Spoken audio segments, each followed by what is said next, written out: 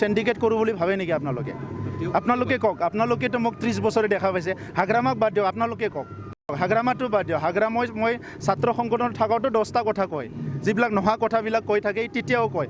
শ্ৰীৰামপুৰৰ পৰা আদি কৰি সকলো ক্ষেত্ৰতে আপোনাৰ সিন্ডিকেট থাকোঁ যোৱাকালি সকলোতে আপোনাৰ সিন্ডিকেটৰ। আপোনালোকে কি ভাবে মই সিন্ডিকেট কৰোঁ বুলি ভাবে নেকি আপোনালোকে? আপোনালোকে কওক। আপোনালোকেতো মোক 30 বছৰে দেখা পাইছে। হাগ্ৰামাক বাদ দিয়ক, আপোনালোকে কওক।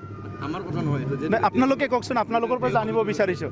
তেওঁতো বাদ দিয়ক, হাগ্ৰামাটো বাদ দিয়ক। হাগ্ৰামত মই ছাত্ৰ সংগঠনত থাকোঁতে 10টা কথা কয়, যিবিলাক নোহোৱা কথাবিলাক কৈ থাকে, তেতিয়াও কয়। আপোনালোকে কওক মোক, মই সিন্ডিকেট কৰি আছোঁ না ৰাইজৰ কাম কৰি আছোঁ? মই আপোনালোকৰ পৰাই শুনিব বিচাৰিম। হাগ্ৰামাইতো যোৱা 15 বছৰ মই ছাত্ৰ সংগঠনত থকা সময়তো বিভিন্ন বেয়া কথাবিলাক কৈ আহিছে। মূল কথাটো হৈছে যে তেখেতসকলক ৰাজনীতি কৰিবলৈ কোনো এজেণ্ডা নাই। আগতো নাছিলে, যেতিয়া চৰকাৰত আছিলে তেতিয়াও এজেণ্ডা নাছিলে। এতিয়া মানে বিপক্ষত আছে, এতিয়াও এজেণ্ডা নাই। আজি বড়োলেণ্ড অঞ্চলত কিমান কাম কৰিব লগা আছে। বিদ্যালয়বিলাকৰ অৱস্থা ভাল নহয়। আজি বিদ্যালয়ৰ কথা 2 বছৰ আমাৰ চৰকাৰ হৈছে, 17 বছৰ তেখেতসকলে কৰিলে। ৰাস্তা ঘাটৰ অৱস্থা বেয়া। ইয়াত বিভিন্ন পৰিৱেশবিলাক, আজি হস্পিটেলবিলাক ঠিক কৰিব লাগে, বিভিন্ন কাম কৰিব লাগে, একো কৰি থৈ নগ'ল। ইয়াৰ উল্টাই 2900 কোটি টকা ধাৰ লগাই থৈ গ'ল।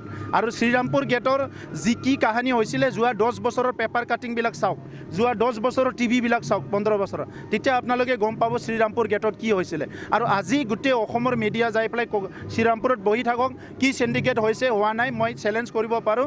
আজি যাই বহি থাকক, যে তেতিয়া মানে আপোনালোকে ক'ব পাৰিব তাত কি হৈছে, কি হোৱা নাই।